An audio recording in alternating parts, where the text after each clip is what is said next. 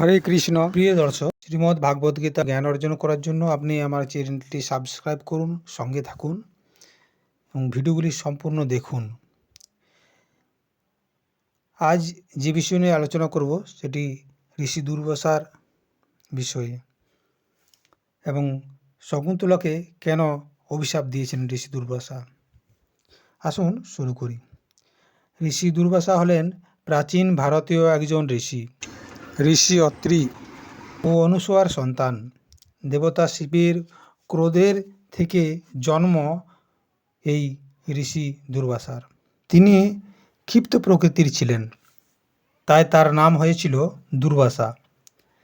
দুর্বাসা শব্দের অর্থ হল যার সাথে বাস করা খুব কঠিন, কিন্তু তবুও তিনি মানুষ ও দেবতার নিকট অত্যন্ত শ্রদ্ধার ছিলেন। ঋষি দুর্বাসার বর্ণনা বিভিন্ন পুরাণ থেকে পাওয়া যায়। রামায়ণ ও মহাভারতে অনেকবার ঋষি দুর্বাসার কথা পাওয়া যায়। মহাভারতে ঋষি দুর্বাসা কুন্তিকে পাণ্ডবদের জন্ম দেওয়ার আশীর্বাদ দেন। আবার দ্রৌপদীর স্বয়ংবর সভাতেও তিনি উপস্থিত ছিলেন। স্বামী হওয়ার জন্য তিনি পাণ্ডবদের সঙ্গে লটারির ব্যবস্থা করেছিলেন। রামায়ণে যেমন রাবণকে তিনি অভিশাপ দিয়েছিলেন, রামের হাতের মৃত্যুর কথা বলেছিলেন।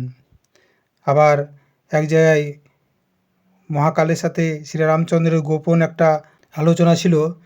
সে আলোচনা সভার মধ্যে কারো প্রবেশ নিষেধ ছিল, সেখানে লক্ষ্মণকে তিনি দ্বাররক্ষক হিসেবে রেখেছিলেন। কিন্তু সেই সময় ঋষি দুর্বাসা এলে লক্ষ্মণ তাকে প্রবেশে নিষেধ দেয় এবং লক্ষ্মণকে তিনি অভিশপ্ত করেন অকাল মৃত্যুর জন্য। আবার ঋষি দুর্বাসা ছিলেন একজন মহান এবং তপস্বী। তিনি দীর্ঘকাল ধরে ব্রহ্মচর্য পালন করেছিলেন। তিনি ছিলেন একজন জ্যোতিষ ও বিভিন্ন ধর্ম গ্রন্থের পারদর্শী পণ্ডিত। দুর্বাসার জীবনে অনেক উপন্যাস প্রচলিত আছে। তার মধ্যে সবথেকে বিখ্যাত যে উপন্যাসটি, সেটি শকুন্তলাকে অভিশাপ দেওয়ার ঘটনা। শকুন্তলার পিতা বিশ্বমিত্র, মাতা মেনকা ছিল। জন্মের পর মুনি তাকে বনে ফেলে আসে এবং শকুন নামে একটা পাখি তাকে লালন পালন করে। পরে কণ্বমুনি তাকে মায়া করে নিজের আশ্রমে নিয়ে যান এবং নিজের কন্যার মতো লালন পালন করে বড় করে তোলেন। সে তাকে আপন পিতা বলেই জানত। একবার কণ্বমুনি তীর্থের উদ্দেশ্যে কিছু দিনের জন্য বাইরে গিয়েছিলেন এবং সেই সময় একদিন রাজা দুষ্মন্ত বন ভ্রমণ করতে করতে সেই কণ্বমুনির আশ্রমে পৌঁছায়। তখন শকুন্তলা যথাসাধ্য তার সম্মান করেন এবং উভয়ের মধ্যে প্রেমের সঞ্চার হলে তারা গন্ধর্ব বিবাহ করেন। শকুন্তলার কাহিনী অনেক বড়, তাই একটু সংক্ষেপে বলছি।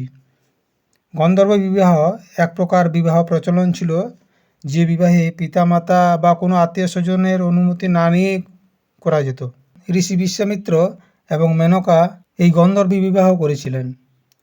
যাই হোক, রাজা দুষ্মন্ত এবং শকুন্তলাও এই গন্ধর্ব বিবাহ করলেন। সেই আশ্রমে শকুন্তলার সঙ্গে অনেকদিন থাকলেন। কণ্বমুনি ফিরে এলে তাকে সব কথা তারা জানালেন। রাজকার্য পরিচালনা করার জন্য রাজা দুষ্মন্ত আবার তার রাজ্যে ফিরে এলেন এবং তিনি কিছুদিন পর আবার ফিরে আসবেন বলে শকুন্তলাকে কথা দিলেন এবং যাবার সময় তার হাতের আঙুলে একটা আঙ্গুটি পরিয়ে দিলেন স্মৃতিচিহ্ন হিসাবে। এই ঘটনার বেশ কিছুদিন পর কণ্বমুনি আশ্রমে ছিলেন না এবং শকুন্তলা তার স্বামীর কথা ভাবতে ভাবতে একটু অন্যমস্ক হয়ে গিয়েছিলেন। এমন সময় ঋষি দুর্বাসা বারবার তাকে ডাক দিলে তার কোনো উত্তর না পাওয়ায় ঋষি দুর্বাসা রেগে গিয়ে শকুন্তলাকে অভিশপ্ত করলেন। অভিশাপটা ছিল এই যে, যার জন্য তুমি এত ভাবছো সে তোমাকে ভুলে যাবে। তখন শকুন্তলা ঋষি দুর্বাসার কাছে পায়ে ধরে ক্ষমা চাইলেন এবং বললেন, এই অভিশাপ থেকে আপনি আমায় মুক্ত করুন।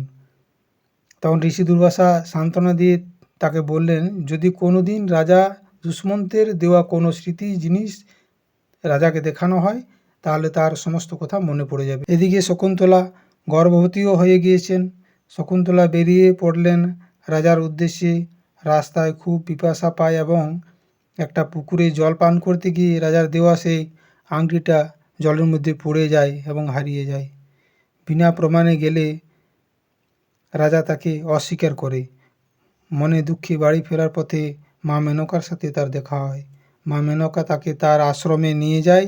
সেখানে তার এক পুত্র জন্ম হয়। তিনি তার নাম রাখেন ভরত। এই ভরতের নাম থেকেই আমাদের দেশের নাম ভারত হয়েছে বলে অনেকের ধারণা। এদিকে যে পুকুরে আংটিটা হারিয়েছিল সেই পুকুরে মাছ ধরতে গিয়ে একজন জেলে ওই মাছের পেটে একটা আংটি পায় এবং সেই আংটিটা নিয়ে সে রাজার কাছে যান এবং রাজাকে দেখান। তখন রাজার তার সমস্ত কথা মনে পড়ে যায় এবং তখনই রাজা বেরিয়ে পড়েন শকুন্তলার খোঁজে। অনেক খোঁজাখুঁজির পর প্রথমে তার ছেলে ভরতের সাথে সাক্ষাৎ হয় এবং পরে শকুন্তলার সাথে তার মিলন হয়।